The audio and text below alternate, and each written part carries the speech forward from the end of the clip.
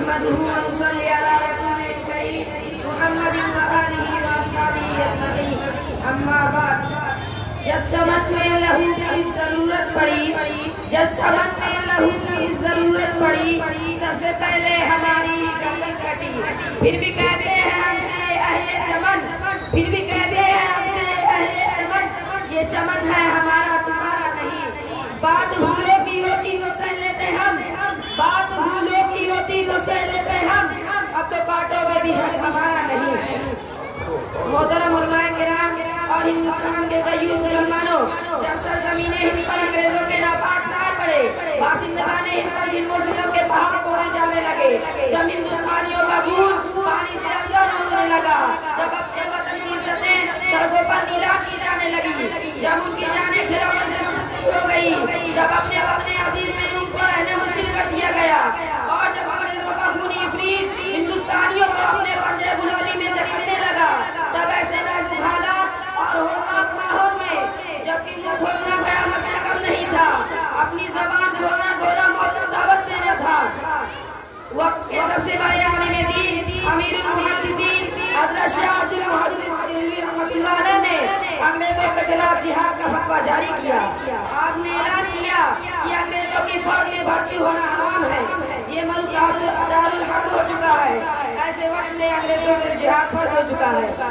मोहतरम हजरात, आपका यह फतवा क्या था? अंग्रेजों के खिलाफ तूफान बला खेल जिसमें का शान है फरिंगियत खसो खाशाक की तरह उठता चला जा रहा था। अंग्रेजों के खिलाफ खुला जंग शुरू हो गई। मुसलमान मैदान जिहाद में बेखौफे कदम दूर पड़े। अंग्रेजों से दो बदौर आमने सामने की ऐसी टक्कर ली कि उनके छक्के छूट गए।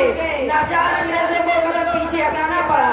इस वक्त के बाद पूरे मुल्क में अंग्रेजों के खिलाफ नफरत फैल गई और हर हिंदुस्तानी के सीने में जज्बे आजादी मचलने लगा। 1857 की जंग आजादी सबसे मशहूर और खौफनाक है, जिसमें अंग्रेजों के जुल्म सितम की इंतहा हो गई थी। हिंदुस्तानियों पर तंग कर दिया गया था, मगर इसके बावजूद मुसलमानों ने अंग्रेजों का भरपूर मुकाबला किया। अंग्रेजी जुल्म के आगे सदर सिकंदरी बने रहे और किसी भी तरह की कुर्बानी को गरीब न किया। फिर खुदा ने वो दिन दिखाया जब हिंदुस्तान के सर पर आजादी का परचम लहराने लगा, गुलामी की जंजीरें कटी और अपने अजीज के चमन में फिर से बाहर आ गई। दोस्तों, जंग आजादी में मुसलमानों ने बेशुमार कुर्बानियां दी, लातादाद उलमाए किराम शहीद किए गए।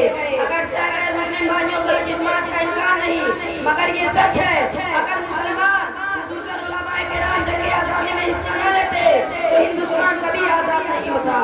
आज हिंदुस्तान की तारीख को मस्त करके पेश किया जा रहा है। मुसलमानों की कुर्बानियों और उलमाए किराम की मेहनतों को फरामोश किया जा रहा है। मुसलमानों को यह नहीं पता कि हमारे आबा और अजदाद ने हिंदुस्तान के लिए कितनी कुर्बानियां दी। हिंदुस्तान आजाद हो गया और आजाद हुए तकरीबन 58 साल हो गए, मगर मुसलमानों को उनका जायजा नहीं दिया जा रहा है। मुसलमान जिस परेशानी में पहले थे आज भी उसी परेशानी में है, बल्कि दिन ब दिन उसमें इजाफा ही हो रहा है।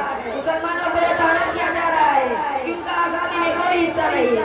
लिहाजा जरूरत इस बात की है कि मुसलमान खुद आगे बढ़े और तारीख को झुकाने वालों को सच का आईना दिखलाए और हम अपने उन मुसलमानों और उलमाए किराम की मेहनतों और कुर्बानियों को दुनिया के सामने पेश करके ये बतलाते रहे हैं।